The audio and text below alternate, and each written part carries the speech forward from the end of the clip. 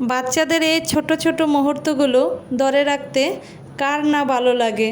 তাই আমিও ক্যামেরায় বন্দি করে নিলাম আমার বাচ্চার এই সুন্দর মুহূর্তটাকে। পরোটা ভাজা শেষে চুলা বন্ধ করে একটা পরোটা আমি তাওয়াতে রেখেই অন্য কাজে রুমে চলে গেছি।